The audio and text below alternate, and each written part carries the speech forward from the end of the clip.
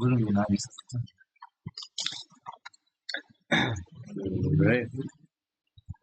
Assalamualaikum warahmatullahi wabarakatuh. Sebelumnya, perkenalkan nama saya Muhammad Zaki Najwan Hakim dengan NIM 123210189 dari Prodi Teknik Sipil Angkatan 2023. Pada kesempatan kali ini, saya akan membuat video menjawab soal Python sebagai tugas mata kuliah Matematika Rekayasa dan Metode Numerik. Baik, teman-teman sekalian, untuk soal nomor 1, di sini kita disuruh menganalisis bagaimana kekuatan beton akibat penambahan bahan aditif. Nah, di nomor 1 ini kita dikasih data Excel berisi data-data hasil uji tekan atau yang biasa kita kenal compressive strain dan juga kekuatan tarik belah atau split tensile dari berbagai jenis campuran beton. Juga di sini kita membuat diagram bagaimana perbandingan antara kekuatan tekan dan juga kekuatan tarik belah dari variasi masing-masing beton campuran superplastic sizer dan Friash. Baik, teman-teman sekalian, untuk tugas pertama ini kita menampilkan data yang diberikan pada Google Drive atau Google Classroom menggunakan pustaka Pandas. Nah, pustaka Pandas ini berguna untuk memuat file. Kenapa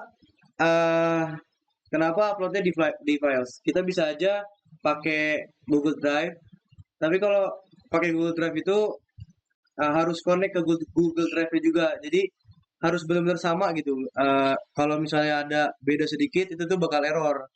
Jadi biar nggak ribet, terus memudahkan kita juga, jadinya kita pakai file upload aja biar gampang.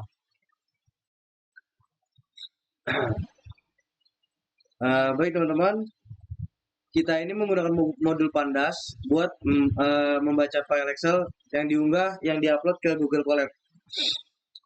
Ini di sini ada file upload yang kita gunakan buat memunculkan dialog gitu. Jadi membantu kita buat mengunggah file dari komputer lokal.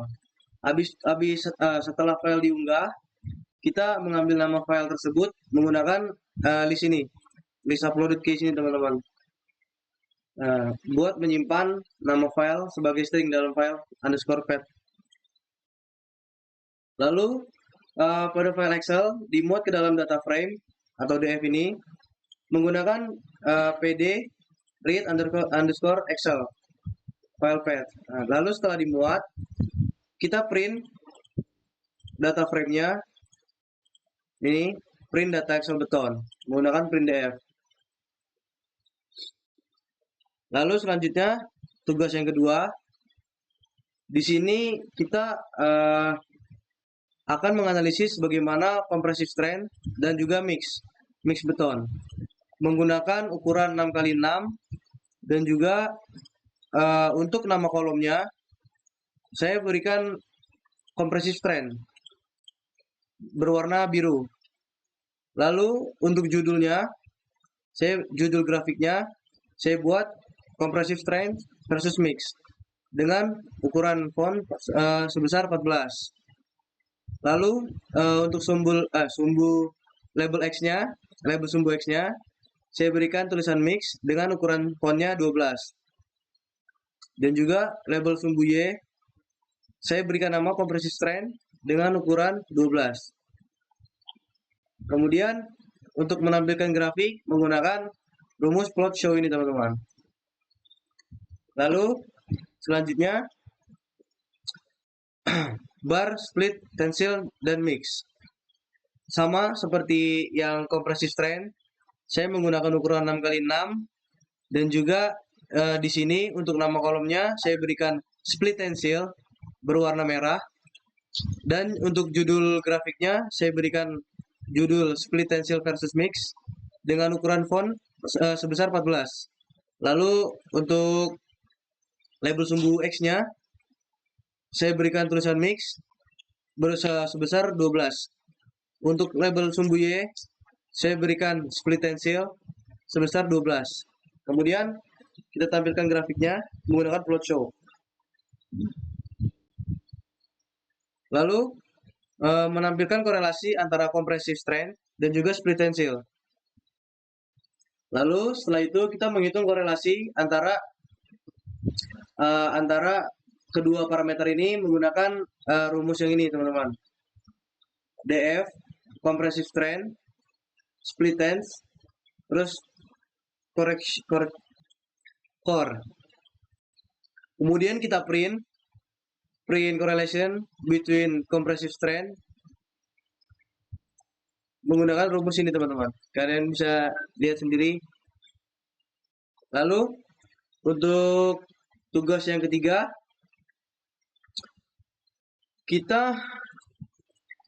pada tugas yang ketiga kita menggunakan regresi linear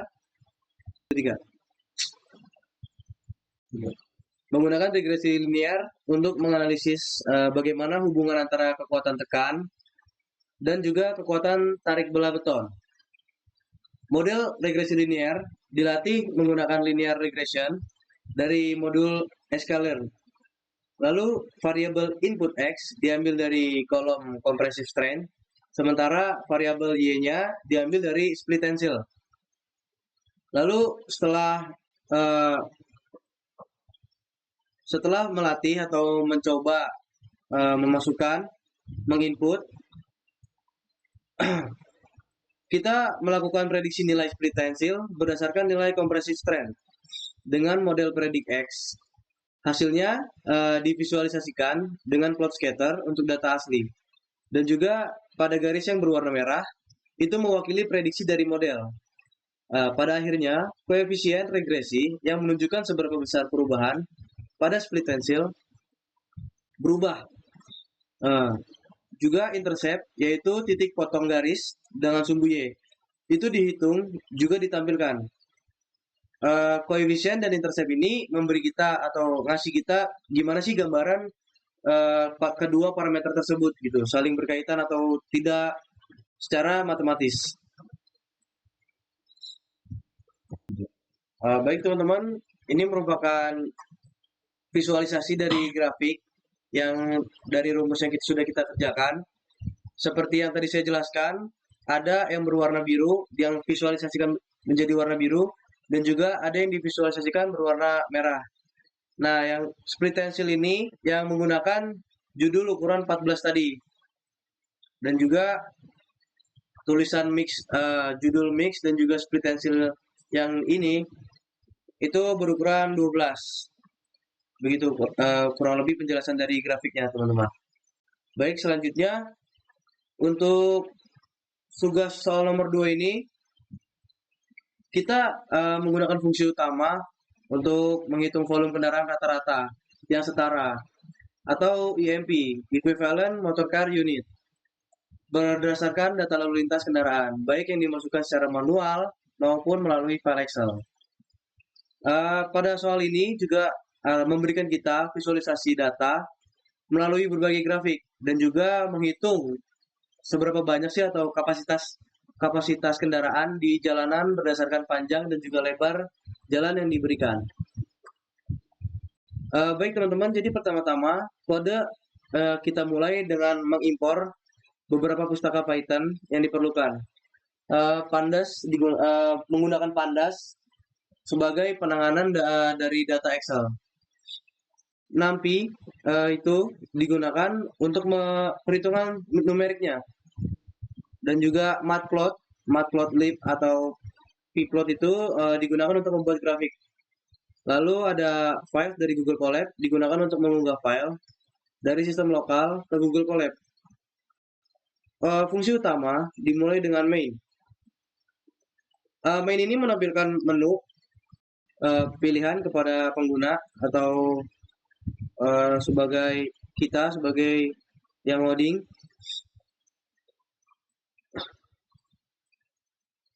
Untuk memasukkan data secara manual atau juga dari file Excel. Jadi pengguna itu bisa memilih untuk keluar dari program dengan memilih 3 opsi. Opsi 3.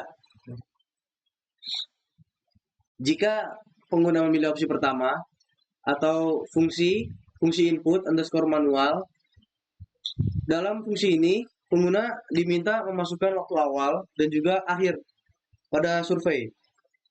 Juga data jumlah kendaraan yang lewat dalam interval 15 menit. Jadi per 15 menit itu dimasukkan data jumlah kendaraan yang lewat. Kemudian ini tuh harus menggunakan atau memasukkan jumlah untuk 3 jenis kendaraan. Yang pertama ada sepeda motor, mobil, dan juga kendaraan besar.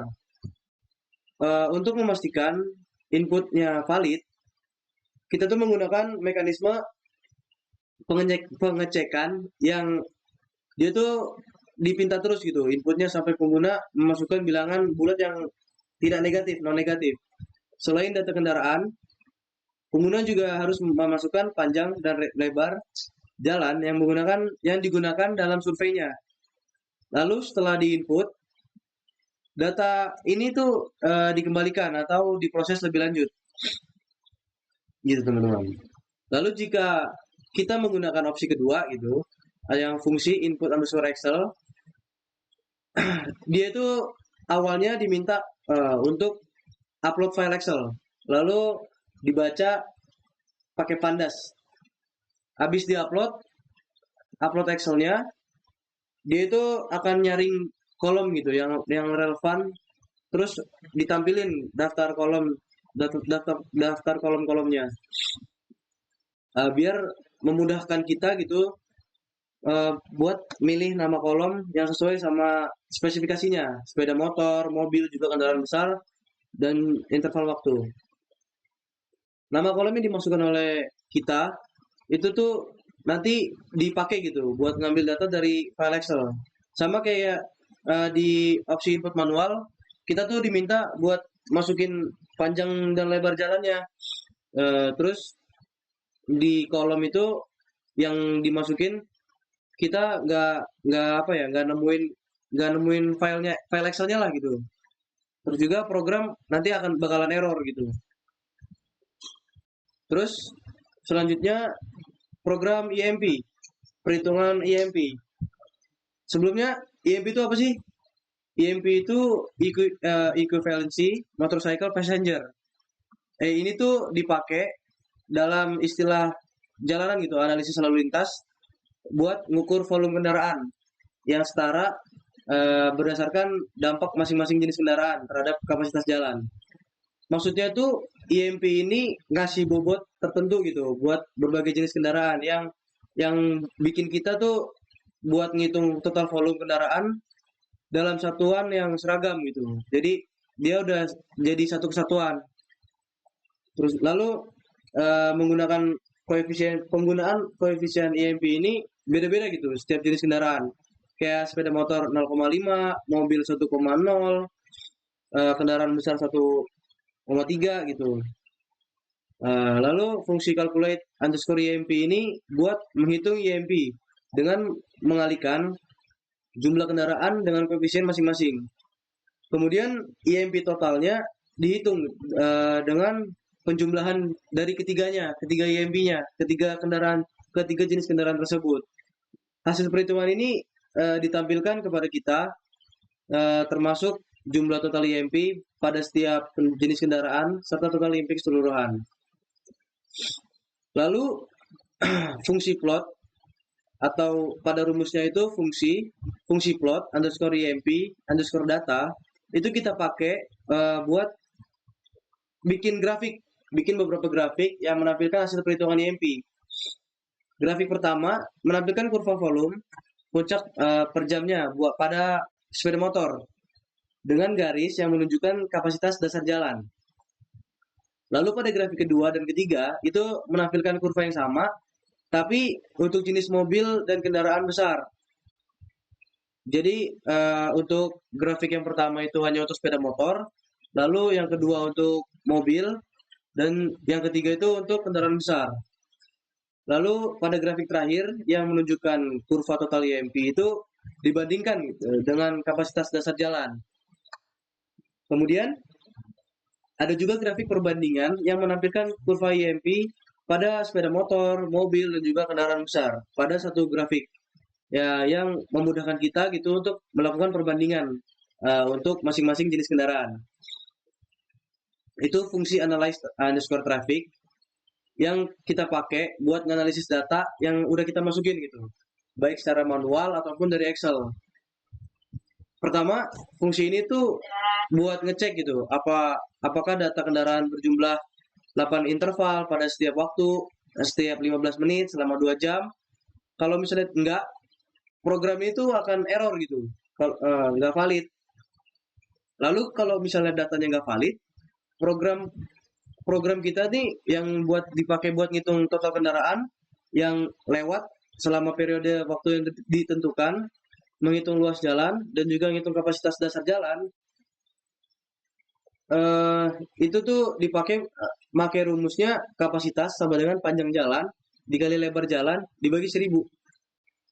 Nah, kapasitas ini tuh lalu dibandingkan gitu dengan jumlah total kendaraan buat ngelihat apa jalan tersebut tuh kelebihan kapasitas atau enggak gitu, teman-teman.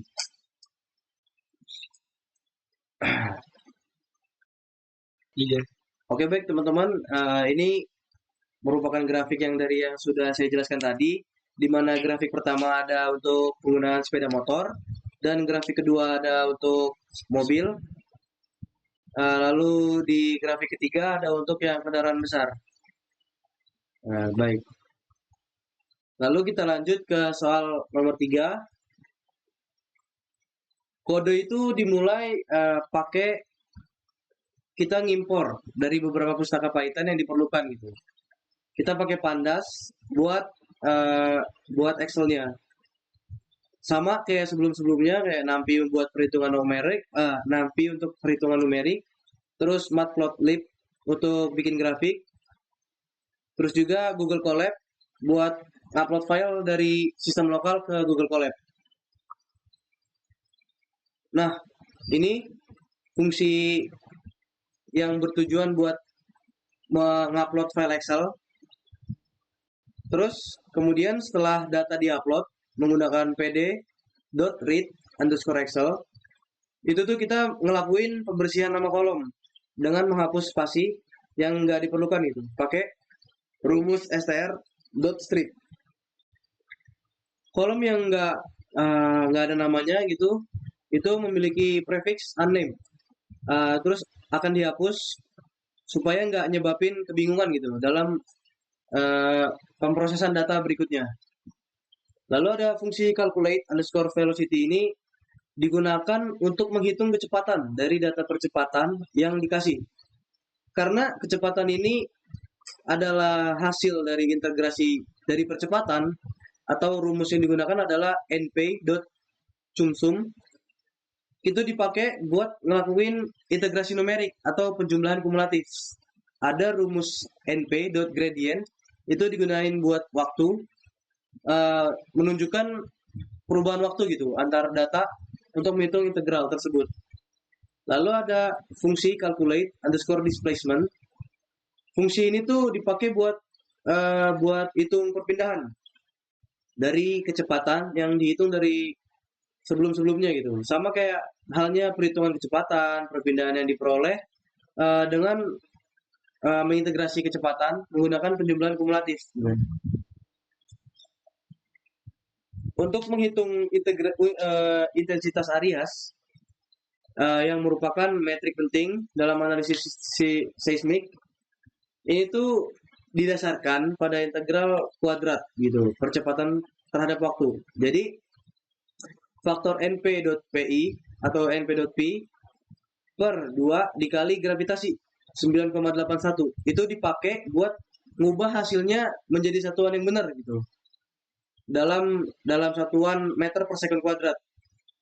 Lalu ada fungsi def calculate underscore axle ini dipakai buat ngitung kuadran percepatan yang merupakan dasar dari beberapa metrik seperti intensitas Arias dan juga nilai arms. Lalu ada def find underscore accidents ini dan lain-lain ini. Ini tuh bertujuan buat menemukan waktu saat percepatan tuh melebihi ambang batas tertentu.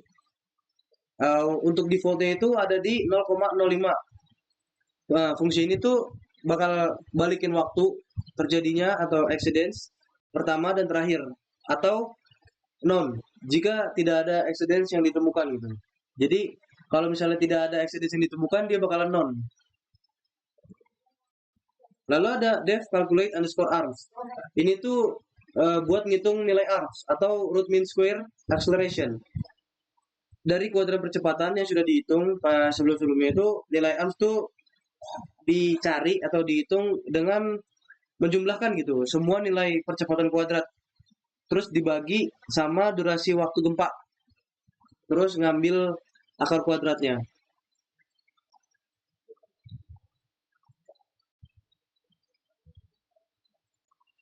Oke teman-teman, jadi ini tuh rumus-rumus buat 4 plot grafiknya di mana ada satu percepatan dan waktu, lalu yang kedua ada percepatan dan kecepatan dan waktu, yang ketiga ada perpindahan dan waktu, lalu yang keempat ada intensitas area dan waktu.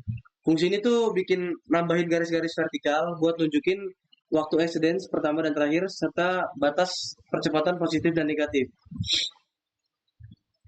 Nah, lalu ini tuh fungsi utama yang ngitung atau yang mengatur gitu, mengatur alur kerja. Di mana fungsi ini tuh dilakuin sama gitu. Dia tuh mengunggah file dulu dari pengguna dan memuat data, lalu menghitung kecepatan, perpindahan, dan intensitas areas dari data yang dikasih. Fungsi ini tuh manggil beberapa fungsi lain untuk menemukan nilai accidents, arms, serta menampilkan hasil dan plot. Lalu teman-teman, ini merupakan grafiknya dari rumus-rumus yang tadi kita buat, di mana ada nilai A max-nya itu sebesar 0,27, dan teman-teman bisa ngeliat sendiri gitu, bagaimana hasil-hasil yang sudah kita dapat, juga grafik-grafiknya.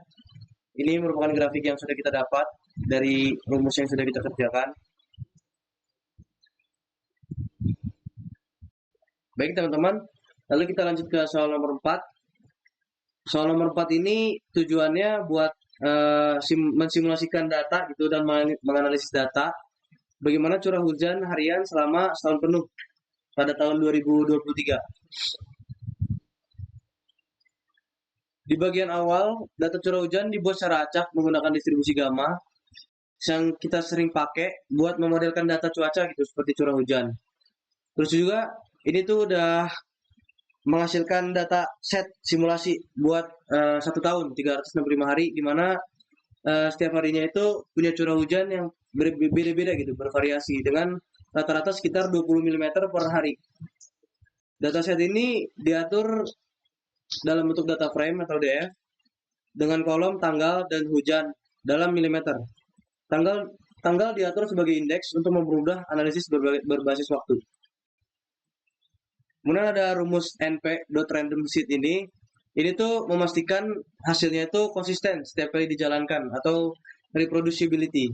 Atau lalu ada pd.date_range ini kita pakai buat bikin rangkaian gitu dari tanggal 1 Januari 2023 sampai 31 Desember 2023. Lalu ada np.random.gamma ini dipakai buat ngasilin data simulasi hujan dengan nilai rata-rata itu 20 mm per hari. Lalu ada datanya ini disimpan di data frame dengan 2 kolom, tanggal dan juga hujan dalam satuan milimeter.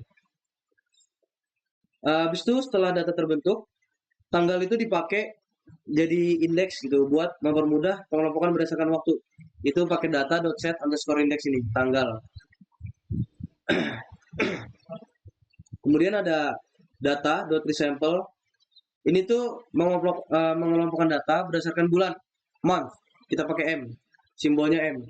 Menghitung rata-rata curah hujan untuk setiap bulannya. Gitu. Lalu ada intensitas underscore maksimum underscore harian ini, di mana kita pakai data hujan milimeter max. Ini tuh buat ngitung nilai maksimum curah hujan harian selama di tahun tersebut gitu 2023. Kemudian ada ambang batas ini, di mana kita pakai data hujan milimeter dan ambang batas lebih besar ambang batas. Ini tuh dia tuh nanti dia memilih hari-hari di mana curah hujan tuh melebihi 50 mm. Jadi ketika ambang batas 50 meter dan ditulis rumusnya itu data hujan lebih besar dari 50 mm, nanti dia tuh akan milih sendiri gitu. Curah hujan yang lebih dari 50 mm. Hasilnya itu adalah data frame hari underscore hujan underscore ekstrim yang berisi tanggal dan juga curah hujan di hari-hari ekstrim. Kemudian ada plot. Ini tuh ada plot curah hujan harian dan juga plot curah hujan rata-rata bulanan. Visualisasi pertama dari grafik curah hujan ini selama 1 tahun menggunakan garis horizontal merah, di mana garis horizontal merah ini dia itu pakai menunjukkan rata-rata curah hujan tahunan, dan juga titik-titik orange itu tuh tandanya apa ya, dia tuh di hari-hari ekstrim. Menggunakan PLT plot ini menampilkan kurva hujan harian. Lalu pada penggunaan PLT.AXH line ini, dia itu buat nambahin garis-garis rata-rata tahunan. Kemudian pada penggunaan PLT.scatter ini, dia nambahin titik-titik untuk hari-hari dengan curah hujan yang ekstrim.